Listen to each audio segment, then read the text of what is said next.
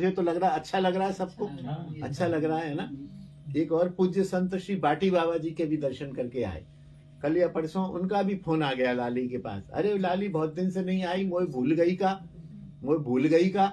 नहीं नहीं बाबा, अरे तू तो वो मेरे को तो क्या कहते हैं, डॉक्टर कहते हैं, कभी कुछ कहते हैं तो हैं, भैया जी कहते हैं। हाँ भैया जी या डॉक्टर के, वो भैया जी बहुत दिन से नहीं आए हैं। हम उनकी वाणी रोज, ये कथा रोज सुनते हैं बाबा, रोज सुनते हैं। बोले हम वाणी सुन रहे हैं, बड़ी बढ़िया कथा कह रहे हो, आयो कैसे ना आए, बुला के लाओ। तो आज संयोग बन गया, वहां से हम बाटी बाबा के यहाँ गए। तो वो भी बड़े दिव्य संत हैं। और वो संत क्या है कि मेरे अनुमान में, मेरी दृष्टि में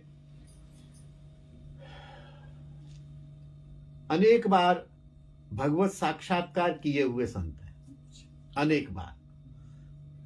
लाली रूप में, कारे से छोरा के रूप में उनको ठाकुर ने, प्रिया जी ने, सखियों ने अनेक बार दर्शन दिए हैं। और गोपाल मंत्र का पुरस्चरण होता है, बहुत कठिन होता है, बहुत कठिन होता है। मेरी दृष्टि में होंगे तो सही, मैं अपराध नहीं लेना चाहता हूं, होंगे तो सही, लेकिन मेरी दृष्टि में इस समय ऐसा कोई भी संत नहीं है जिसने गोपाल मंत्र का पुरस्चरण सफलतापूर्वक कर लिया हो। गोपाल मंत्र के पुरस्चरण किए हुए संत हैं। और एक बार उन्होंने बताया था, अच्छा वो अभी तो वो अर्धबाह्य दशा में थे, आज मैं जब गया तो उनको पता नहीं था कौन सामने बैठा है, मैं क्या बात कर रहा हूं। बात यही करते थे कि लाला मैं बरसाने गया हूं, हमारे गुरुजी ने कही कि होरी में बरसाने जरूर जानो चाहिए।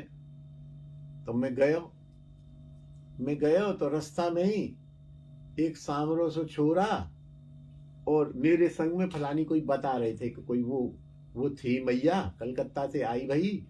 तो मैंने बातें कही कि बरसाने जानो, मैं तो जा ना सकूं। बोले बाबा मैं अपनी गाड़ी में लेकर चलूंगी।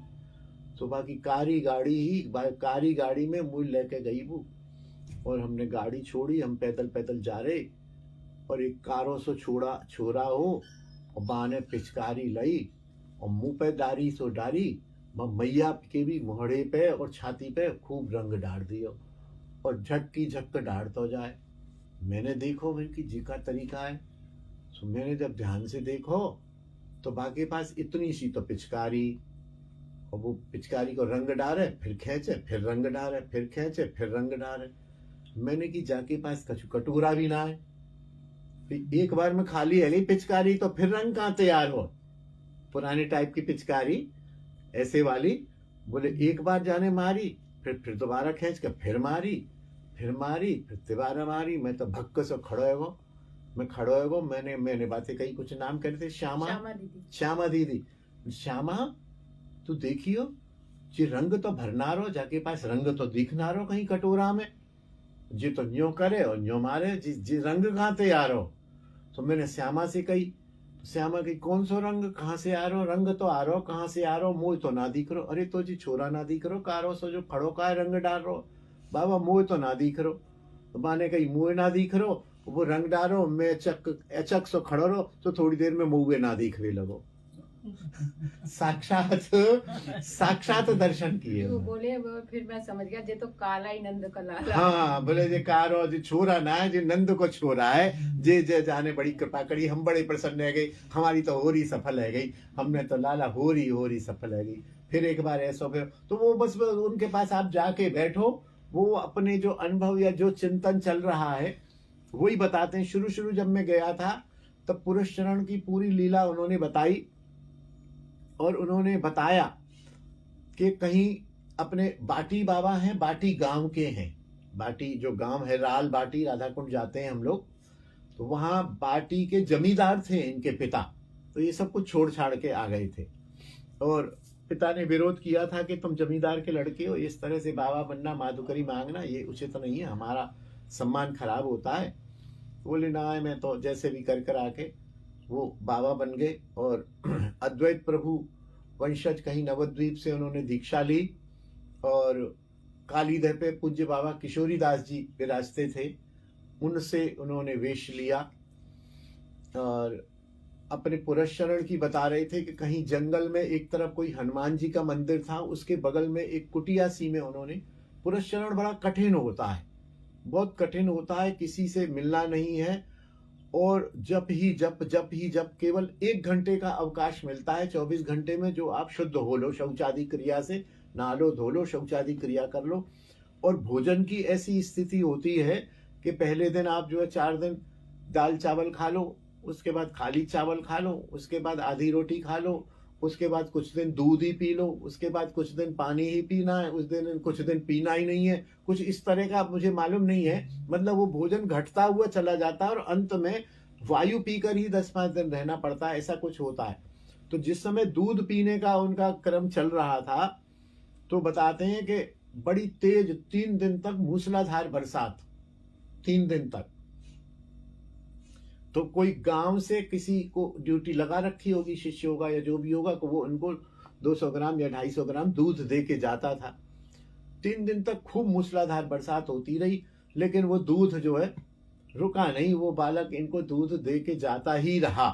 तो बल्कि कहते थे कि अरे बड़ी बरसात है रही है लाला, बाहर तो 3 दिना से सूरज ना निकलो, तू दूध लेके आवे, बरसात में कैसे आवे, पानी भरगो होगो, गांव में तो पानी भर जाता। बोले ना ना बाबा, आप दूध पियो, आनंद से दूध पियो। 3 दिन 4 दिन बरसात जब रुकी, तो 5वें दिन फिर वो बालक आया देने। तो वो बालक आया, तो आते ही वो बालक बोले बाबा 3 दिना तो मैं आ ही ना पायो, मैं तो आया ना पायो, बहुत बरसात। क्या आ ना पायो, तू तो रोज आ रहो ना बाबा, मैं तो बड़ो परेशान हो के तुम क्या करोगे, एक तो दूध पी के तो रह रहे हो, और बामे में दूध लेके आना रहो। मैं तो 3 दिना से आया हूं ना, 4 दिना से ना आया हूं, आज 5वां दिन आए। बोले लाला मेरे पास तो तू रोज आवे, काजी का चक्कर है। तो बाबा समझ गए, बोले जो भी है। फिर रात्रि में जो है हनुमान जी ने स्वप्न दिया, या साक्षात हनुमान जी के दर्शन हुए। बोले बाबा तुम मेरे ठाकुर का पुरस्चरण कर रहे हो और मेरे बगल में हो, मेरे आश्रय में हो, तो ऐसे तुमको थोड़ी, तुम्हारा नियम थोड़ा अच्छा।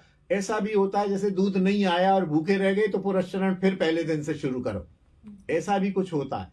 बोले वो दूध की सेवा 3-4 दिन मैं ही करता रहा बालक बन के तुम्हारी। जय हो हनुमान जी महाराज की जय, बाबा महाराज की जय। ऐसे सिद्ध संत हैं, परम सरल, बहुत सीधे, बहुत ही। वहाँ रहते हैं देवरा बाबा की गौशाला में, हम लोग जाते हैं दर्शन करने, आनंदित हो जाता है उनको देख के। और बात यही करेंगे वो, बस अपनी जो लीला का जो चिंतन चल रहा है, आप 2 घंटा बैठे रहो, 3 घंटा बैठे रहो, 1 घंटा बैठे रहो, फिर बाबा आप आराम करो, थक गए हो आप। बोले ठीक है लाला तू जा, मैं सो जाऊंगा। वो सो जाते। तो आज उनके भी दर्शन हुए, अच्छा हुआ। आप लोगों को भी सुना दी कथा, तो आप लोगों को भी एक प्रकार से तो दर्शन हो ही गए। जय जय श्री राधे।